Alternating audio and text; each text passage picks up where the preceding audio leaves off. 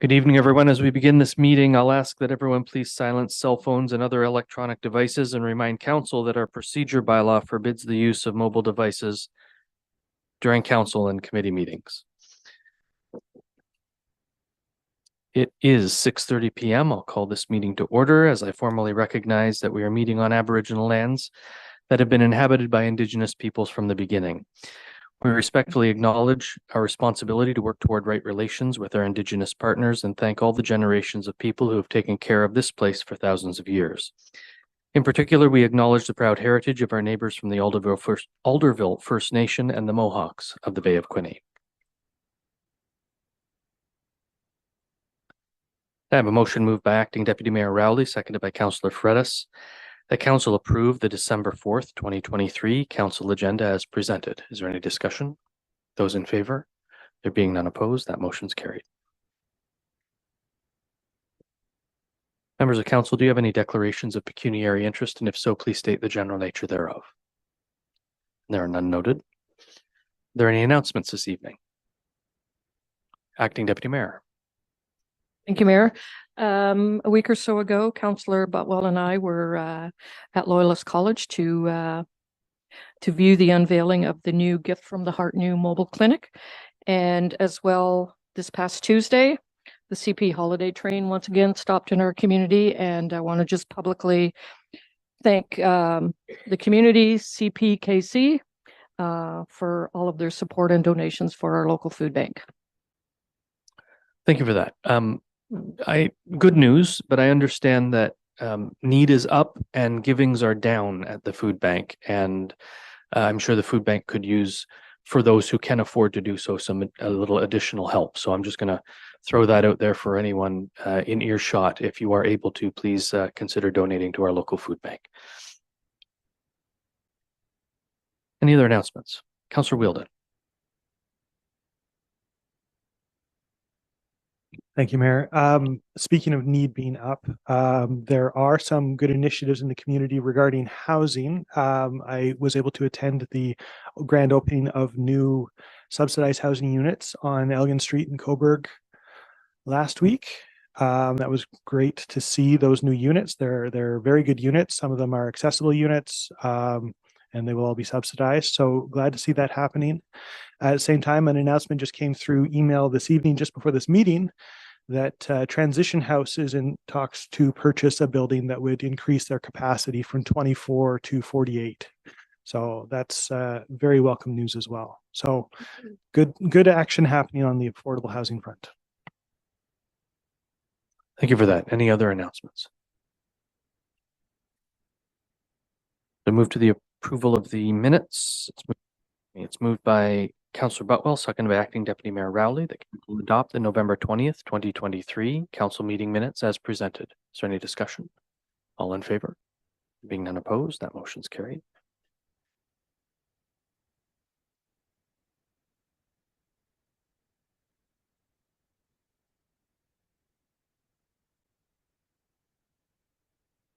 Madam Clerk, I don't have a motion to move into the public meeting, or any motion surrounding the information of the public meeting.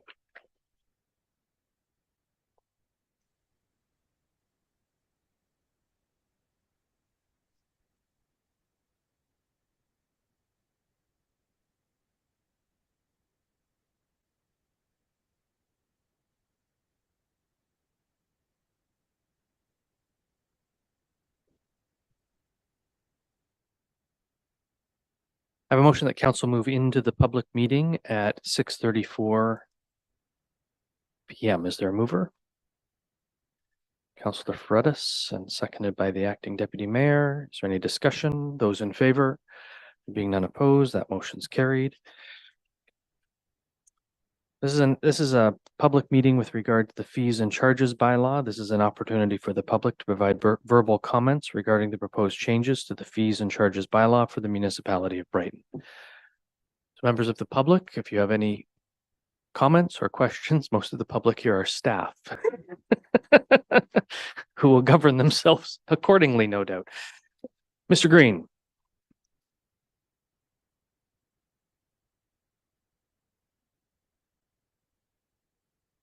If you could please state your name for the record, Mr. Green.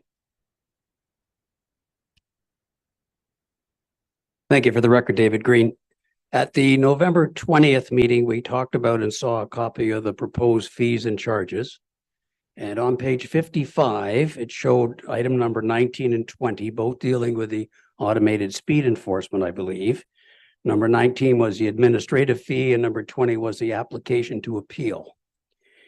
These are new charges in anticipation of automated speed enforcement. And again, I would encourage you to use the word automated rather than automatic speed enforcement going forward. Number 20 on page 55 is the application to appeal to administrative hearing officer. Is this the cost to appeal, contest an automated speed enforcement ticket? I believe it's the cost to appeal any administrative monetary penalty, fine or fee assessed, not just the automated speed enforcement. Okay. If an appeal is made on an automated speed enforcement ticket, meaning that the hearing off and that appeal is upheld, meaning that the hearing officer believes that there's reasonable doubt, will the $75 application fee be refunded in addition to the ticket being revoked or canceled? I don't know the answer to that question. Director Walsh, do you know the answer to that question? Or Director Whitfield?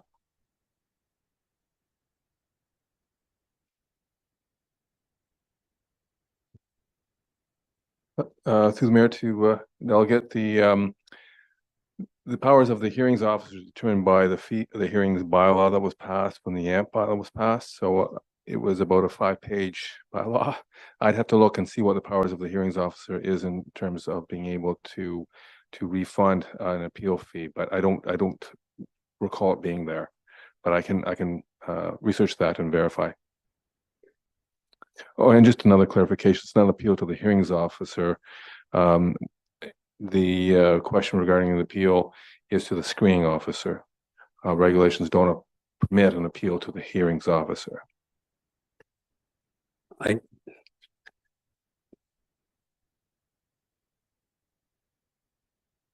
Application to appeal to administrative hearing officer is what the bylaw states.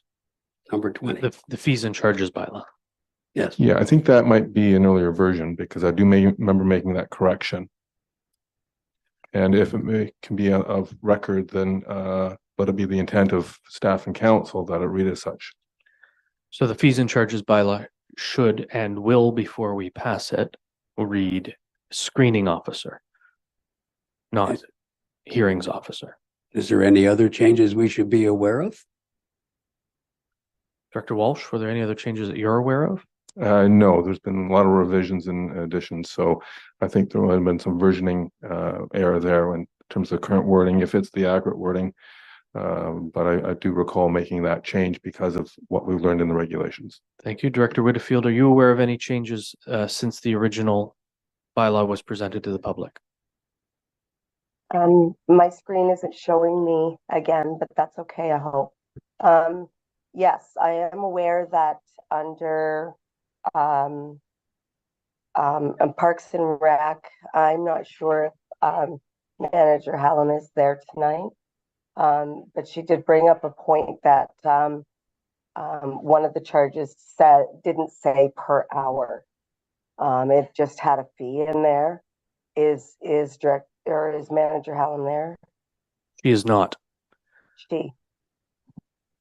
So Vicky, I was talking about. Yeah, she is not. So one of the fees in the Parks and Rec fees noted a fee, but should have said per hour, and it has been amended to say so. Correct.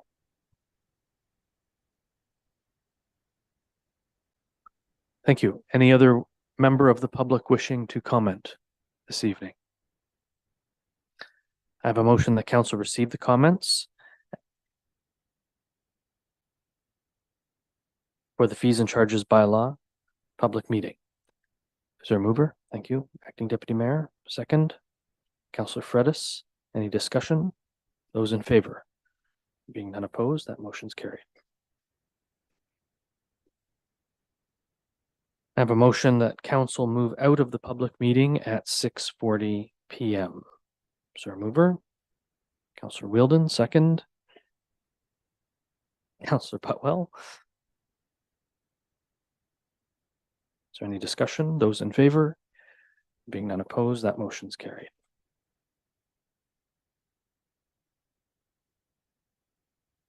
Brings us to presentations. We have, well, it says two, but we really have three presentations because there's two in one.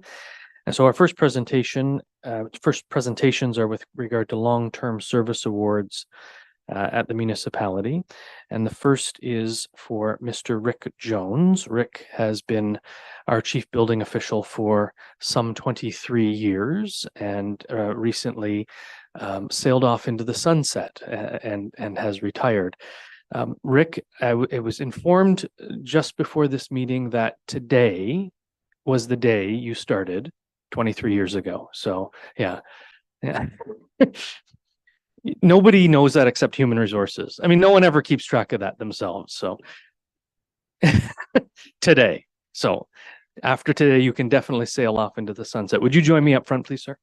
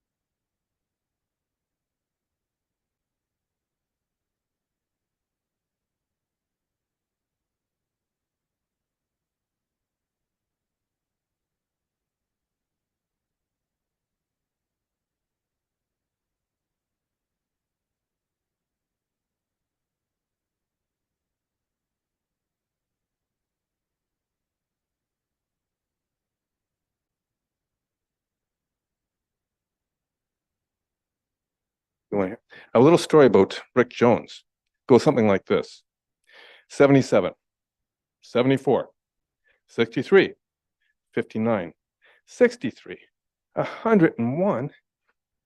No, it gets bigger. 115. No way. 87 and 81. Those are the number of new homes, not just building permits, new homes that Rick did on his own before we started staffing up. I don't know how many actual, if you got all the inspections done, but I won't ask that question.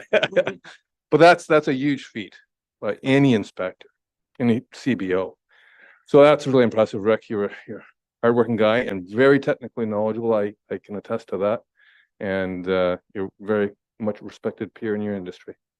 Well, thanks, Paul, Yeah. for those kind words. Yeah, it's about 2,000 houses that ended up being in, and they're not just little ones. They're very complex, great houses. Now we've got 2 capable people in and doing the job. So I'm really happy where we're at. And you had a part in that. Yeah, and thank you. Thank you. And a little gift for you. All right. Okay. Let me guess, have something to do with some greens and. It does. It does. Thank Yeah. you very Enjoy much. that. Thank you very much. You're I welcome. appreciate it.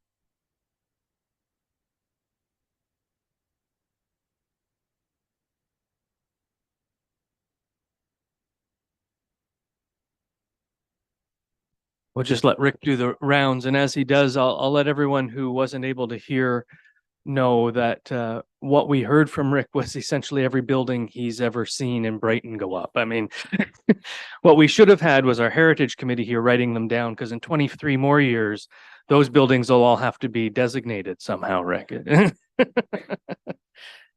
Thank you, Rick. Thank you for your service to the community. It's appreciated. Our next presentation is a 20-year service award, and it's to Lisa Stansel. Lisa?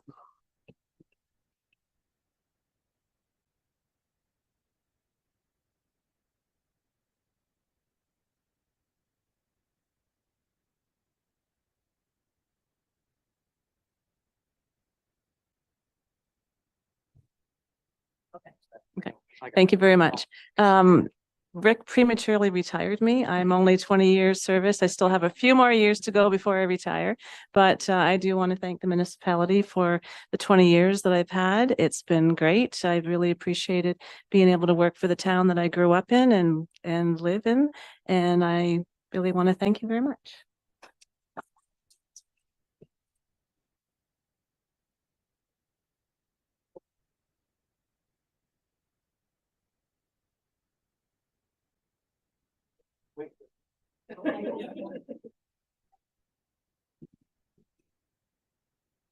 Lisa, we just want to thank you for all that you do for us. It's but we just ask you, just don't leave too soon. Thank you. Thank you. Thank you very much.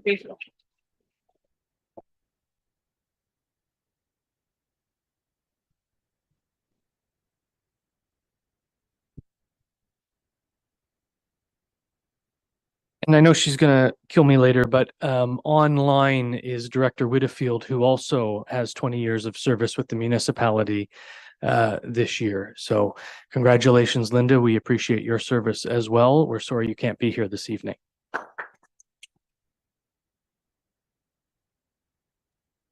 Thank you.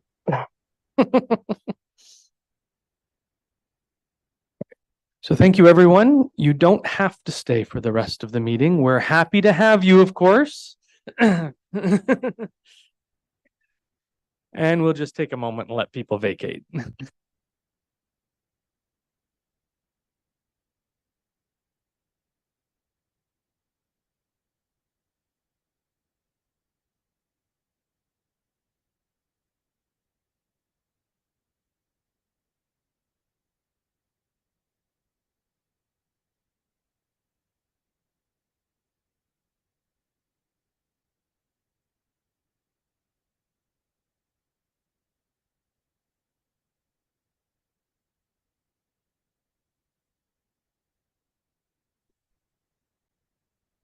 Okay, well, our next presentation, not quite as clap-worthy. I'm sorry, Phil, to say that.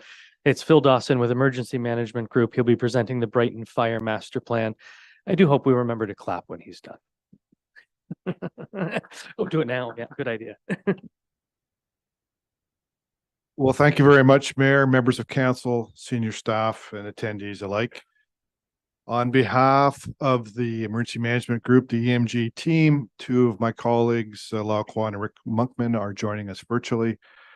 We're very pleased to be able to present a high-level overview tonight of essentially a very good news story to keep up the theme of tonight.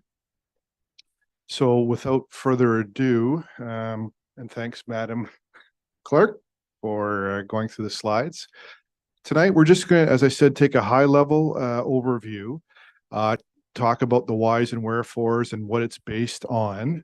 These are not opinion pieces. They're based on fact, industry best practices, standards, and in fact, legislation. And it is a strategic document that looks out the next 5 to 10 years. It is a 10-year fire master plan. However, we do encourage, and it is industry practice, to review it yearly as well as midterm as things do change, despite best efforts. And there was a lot of consultation with senior staff and staff alike, as well as mayor and council, as you all know. Next slide, please. So I talked about the fact that we do utilize standards, and not going through them all here, but these are some very well known and very well established standards, and they do benchmark fire service and service level delivery, certainly throughout Ontario. In the case of the National Fire Protection Association, or NFPA, that's North American, and in fact worldwide. Many of our clients and much of our experience happens around the globe, and they do look to these things. So again, very objective focused and data driven report. Next, please. There are two documents to briefly discuss tonight while we're focused on the fire master plan. The community risk assessment is something, it's legislation. It's something that's required in Brighton. Thanks to senior management, chief and deputy are ahead of the curve here by getting this done in 2024. This will be a requirement for all of the 440 odd municipalities in Ontario. And what the CRA does, it's a high level overview of the risk assessment, geographically, building, water, and any specifics that are specific to the community. Some of these things get into depth about emergency management, and it does inform the fire master plan. And this is quite an intensive process, takes about 6 months to do on its own. Next, please.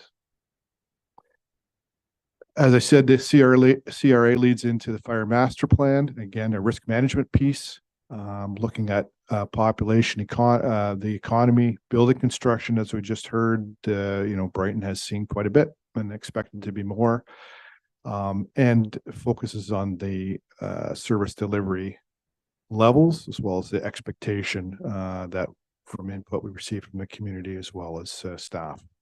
It's a strategic plan. Next, please. We follow a recognized and standard model. The significant portion of the involved process over a year long is involved with research and information gathering, of course, data analysis and juxtaposing against the standards and best practices and other fire departments, as I mentioned, and of course, culminating in the draft and the recommendations for your consideration and hopefully adoption in the future. Next, please. Here at Emergency Management Group, EMG, we do follow the Ontario Fire Marshal and the 3 lines of defense, namely public fire safety, the proactive nature of that through education, code enforcement through inspections, and of course, emergency response, and that's the lights and sirens.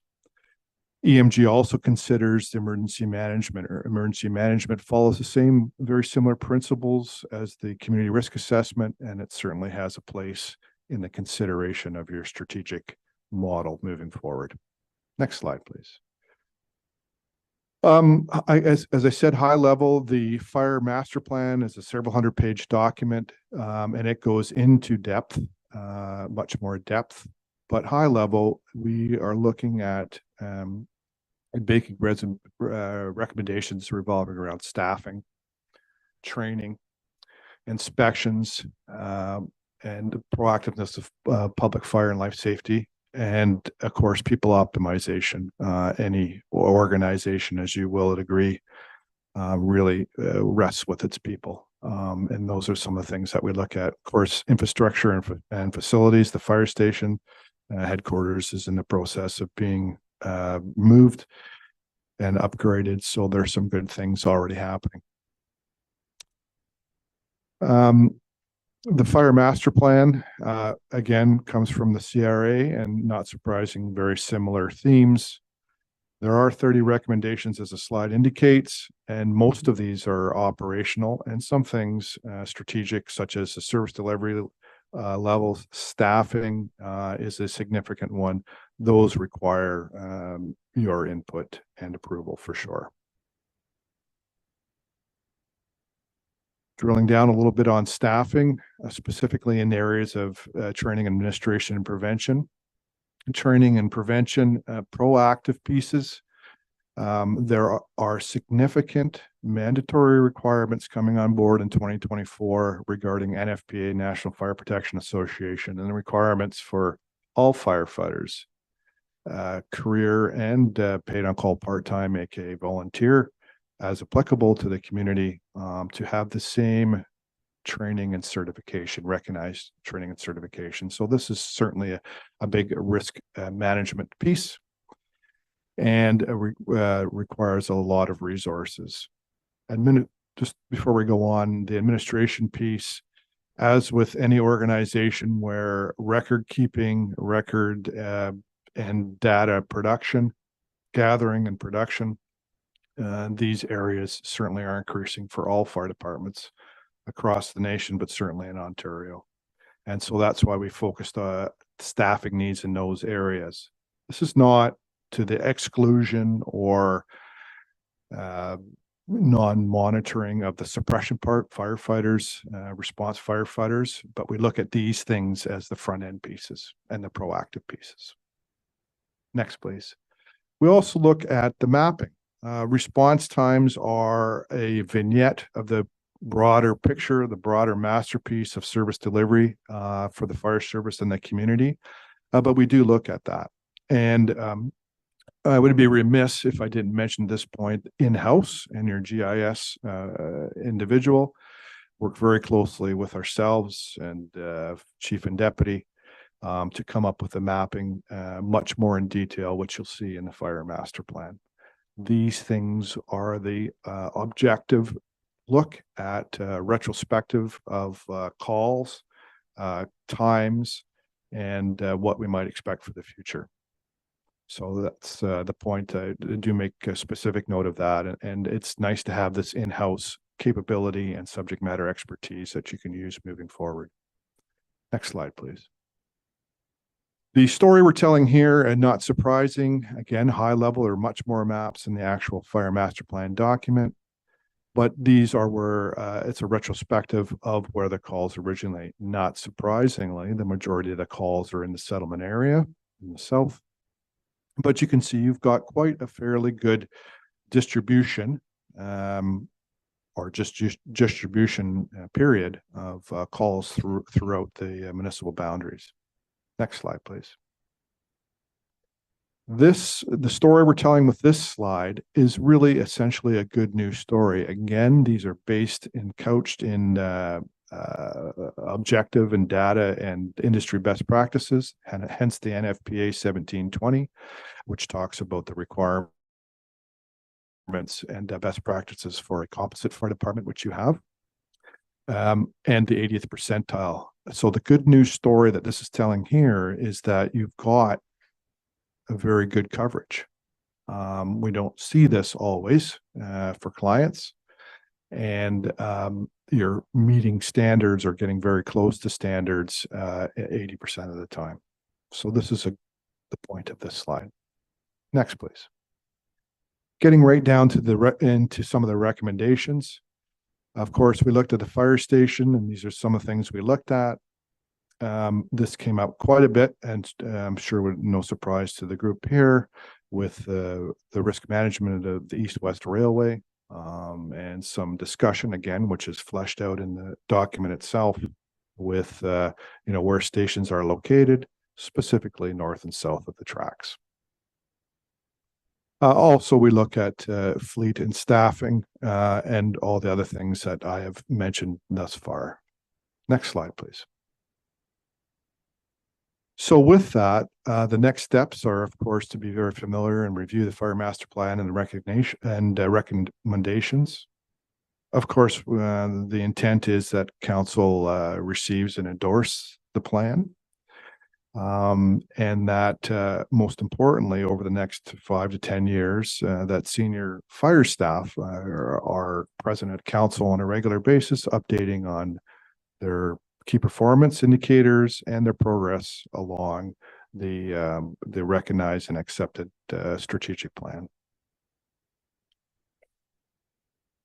And as we conclude and open up for any questions, I would be remiss for a second time if I didn't mention the great, and we don't always see this, but it's worthy of mentioning, both from council, senior staff, without exception, the firefighters, many interviews and many discussions.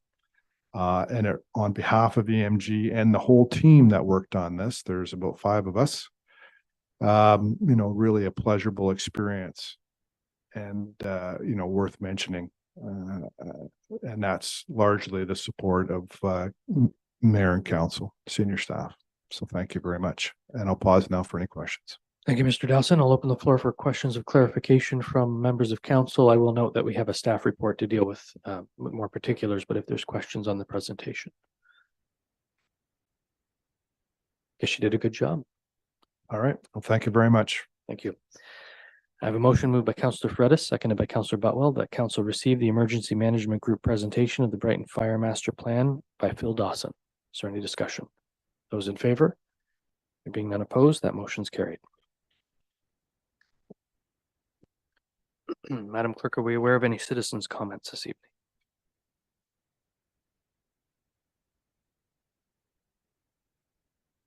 Brings us to staff reports. The first report is the Fire Master Plan. Chief Thompson, we've read your report. Do you have anything to add or highlight, sir? No, I do not, Your Worship. Thank you. I have a motion moved by Councillor Wheeldon, seconded by Councillor Wright, that council endorse in principle the Fire Master Plan as presented by Emergency Management Group with various recommendations to be brought forward to budget deliberations. Is there any discussion? Councillor Fredis. Through the chair, thank you. To the chief. Chief, in reading the Fire Master Plan, it talks about 2 certifications or accreditations. I have to be careful how I say this. FUS, Fire Underwriters Survey, and the other is Commission Fire Accreditation International. Could you just elaborate a little bit on the distinction between the two, and which you feel is the priority for us to undertake? Chief Thompson. Through you, Your Worship, to the Councillor Fredis. Yes, the Fire Underwriter Survey is a rating that you receive from. It's an organization that gives us an assurance rating. That's what all your insurance is based on for this area. We did try to contact them today for a price on delivery of that, but we were unable to get it back. But it won't be astronomical. But we need to do that FUS survey for the Municipality of Brighton. To date, I can't find one if we ever have had one done, but we need to make sure that's up to date. The second part of that question is something that maybe I'll look at Phil for further clarification, but maybe in 5 or 10 years we could reach that point.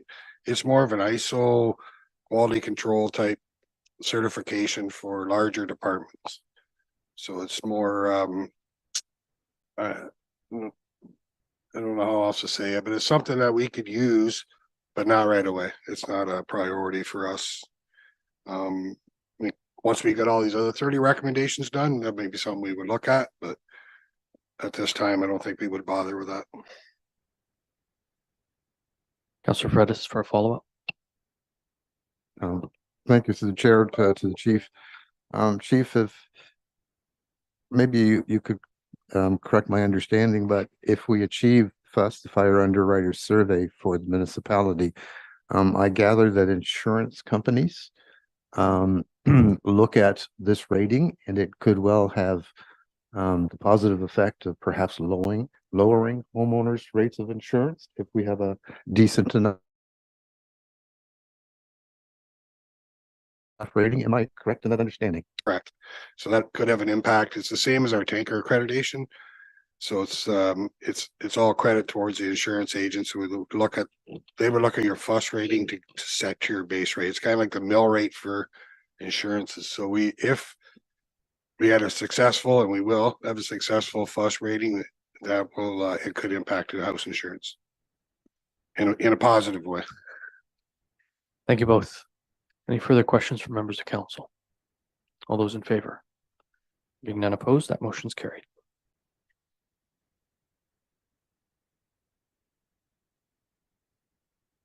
Next report is the Brighton Digital Archives Budget Edition from 2022. Director Whitfield, we've read your report. Do you have anything to add or highlight? She's not there. CAO Castleman, we have read Director Whitfield's report. Do you have anything to add or highlight, sir? You're muted, Bob. Sorry, I don't specifically have anything to add. I think that our director is looking for some clarity with respect to the expenditures being made and requested by the committee. So she's made a recommendation and looking for clarity from council. Thank you, CAO. The motion before me is moved by Councillor Butwell, seconded by Acting Deputy Mayor Rowley. The council received the staff report regarding Brighton Digital Archives 2022 additional budget report and direct staff to transfer $2,927.36 from the contingency reserve for the metadata digitalization project to the Brighton Public Library Board. Is there any discussion? Acting Deputy Mayor. Thank you, Mayor. This was discussed at our last library board meeting with representation from the Digital Archives Group as well, that this was something that they've started. It's ongoing. They just haven't completed it yet, but as well discussions with the CAO of the library. This is quite doable as long as council approves what we move forward. Thank you for that background information. Any further comments or questions? All those in favor? There being none opposed, that motion is carried.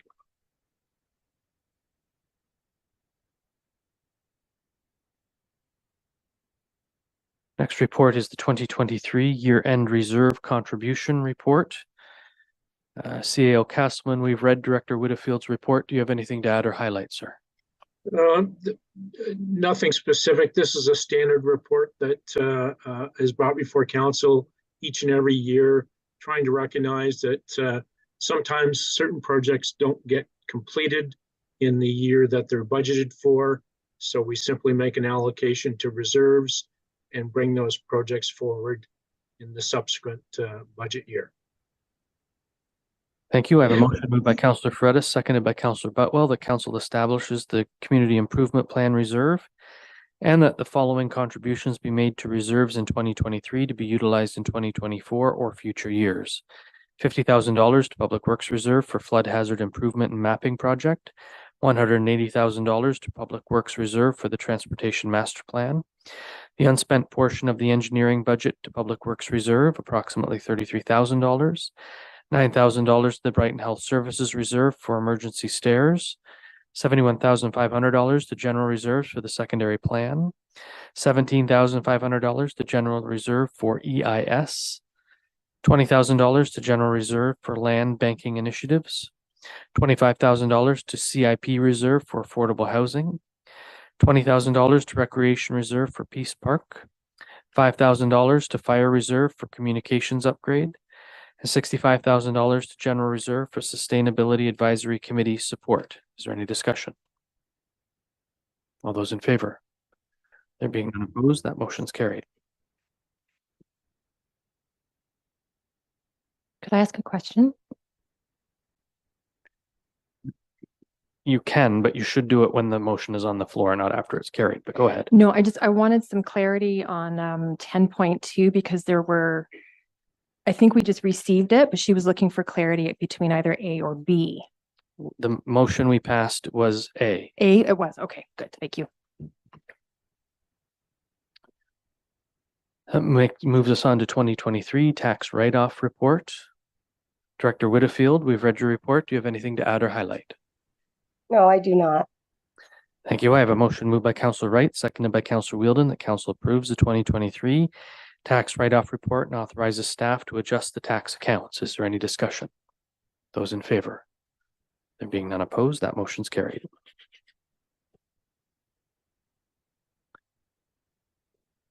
And the final staff report is impost fees and development charges report. Director Whitfield, we've read your report. Do you have anything to add or highlight? No, I do not. Thank you. I have a motion moved by Councillor Wheeldon, seconded by Councillor Wright. The Council receives the impost fees and development charges report as information. Is there any discussion? Councillor Fredis. To the chair, thank you. And I guess to Director Whitfield, just for clarification, my recollection is that our development charges and fees need to be amended by September of 2024. Is that correct? That is correct. Okay. So in light of that, over the next coming months, we'll be doing all of the work on development charges and the consideration of impost fees. Do I presume that somewhere in there, there's some public consultations or input sessions?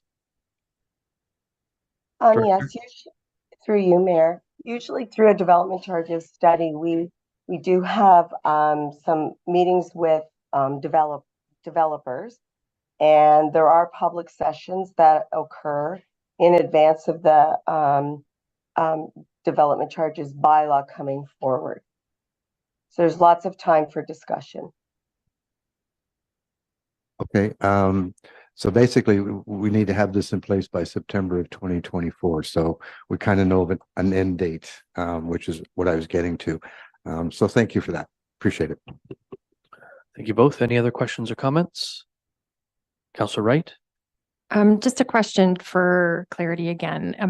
Your report says impost fees may be imposed instead of development charges. They can't be done in conjunction with each other? Because I read an article today that seemed to imply differently. So I just want some clarity on that. Director Whitfield. Of course. So through you, Mayor.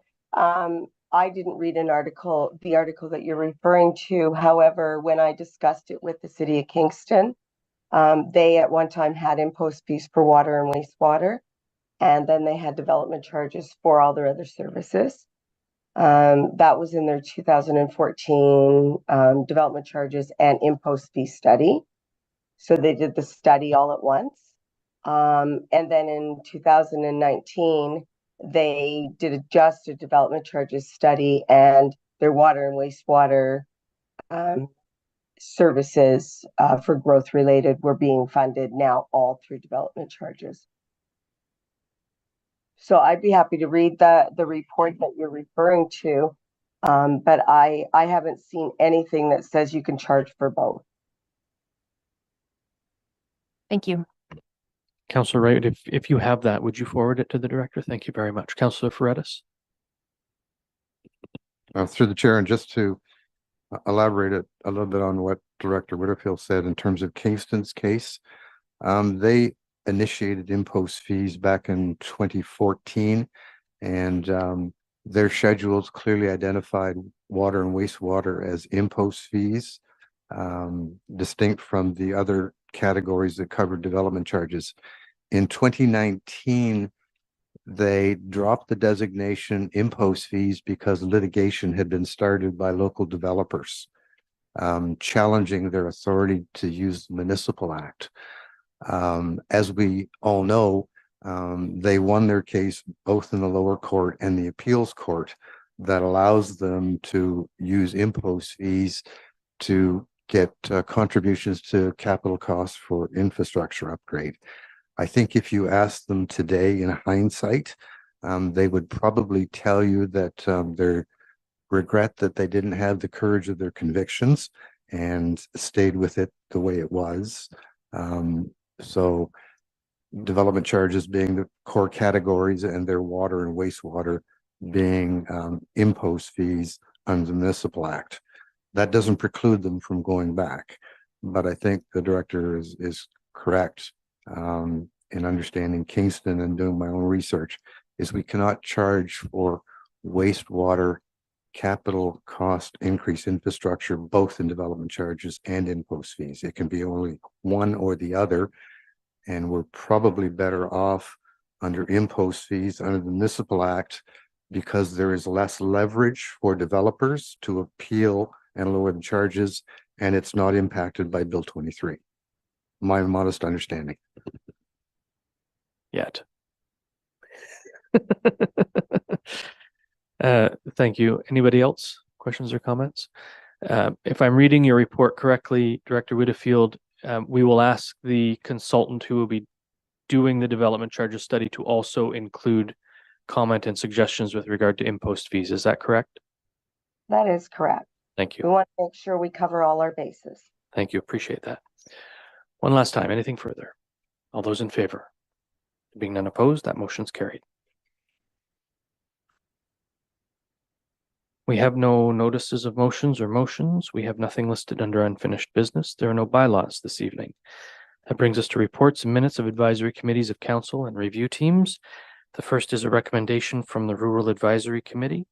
It's moved by Acting Deputy Mayor Rowley, seconded by Councillor Butwell, that council receive the recommendation from the Rural Advisory Committee meeting of November 23rd, 2023, and further the council refer the delegation from Kelly Sharp and Dave Cheer to staff. Is there any discussion? May I suggest that we refer it to staff for a report? Well, I understand, but it's not written. Thank you. Anything further? Sorry, Acting Deputy Mayor, that's your motion. Is that okay that I add that? And Councillor Butwell, as the seconder, are you okay that I've added for a report? Thank you. And before I call the vote, I will let staff know that I met with Mr. Sharp and several other people with rural and farming interests early this afternoon, who expanded upon the information that was in the delegation to the Rural Advisory Committee.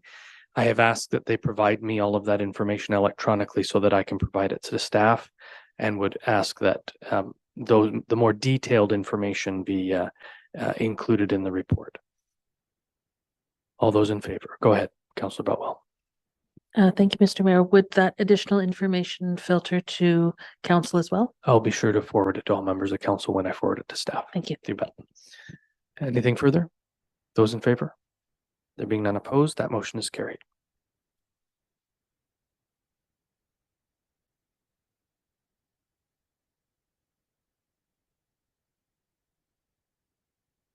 Next is the minutes from the Health Services Advisory Committee. It's moved by Acting Deputy Mayor Rowley, seconded by Councillor Butwell, that council receive the minutes of the Health Services Advisory Committee of September 8th, 2023. Is there any discussion? Those in favor? There being none opposed, that motion's carried.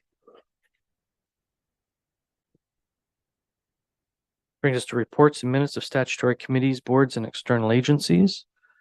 The first comes from our Police Services Board. It's moved by Councillor Butwell, seconded by Acting Deputy Mayor Rowley, that council received the Police Services Board meeting minutes for February 24th, 2023, June 23rd, 2023, and September 22nd, 2023. Is there any discussion? Those in favor? There being none opposed, that motion's carried.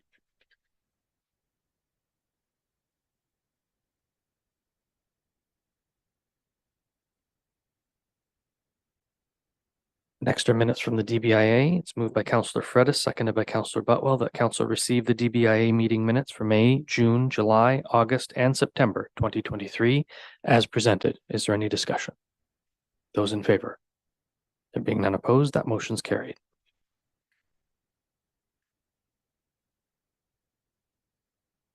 And from Quinte Transit, it's moved by Councillor Wright, seconded by Councillor Wheeldon, The council received the March 3rd and September 8th, 2023 Queenie Transit meeting minutes as presented. Is there any discussion? Those in favor? There being none opposed, that motion's carried. Brings us to correspondence, direction items, endorsements, communications, and petitions. This is a proclamation for Orange Days to End Violence Against Women and Girls. It's moved by Councillor Wheeldon, seconded by Councillor Wright. The council support the proclamation request from Grandmothers Advocacy Network to proclaim 16 days from November 25th to December 10th as Orange Days End Violence Against Women and Girls. And whereas the United Nations Unite campaign activism to end violence against women and girls raises awareness and calls for action during 16 days using the color orange as a uniting theme. And whereas the Municipality of Brighton acknowledges the Grandmothers Advocacy Network, a Canadian organization that advocates for the human rights of grandmothers and vulnerable children in sub-Saharan Africa who experience violence in their daily lives. And whereas violence against women and girls is pervasive around the world, including Canada, and whereas by creating worldwide awareness and calling for adequate sustained resources, we will find solutions to end gender-based violence. Now, therefore, if we had a proclamation bylaw, I could do this. Therefore, be it resolved that the Municipality of Brighton proclaims the 16 days of November 25th to December 10th, 2023 as Orange Days End Violence Against Women and Girls in the Municipality of Brighton. Councillor Wheeldon, I've made a little change there in the final. Are you okay with that? And Councillor Wright, are you okay with that? Okay.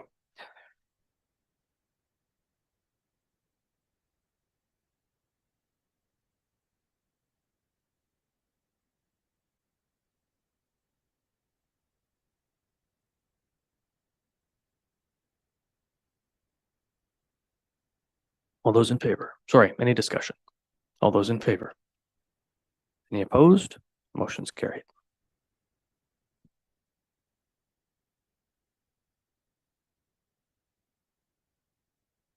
Brings us to FYI correspondence. The only piece is the update from Northumberland County, 27th of November to 8th of December. The motion reads, it's moved by Councillor Wright, seconded by Councillor Wheeldon, that Council receives the updates from Northumberland County for November 27th to December 8th, 2023 as information. Is there any discussion? Those in favor? There being none opposed, that motion's carried.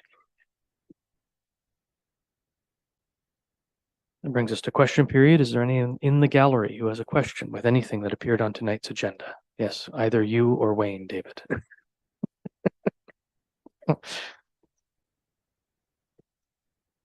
Thank you both.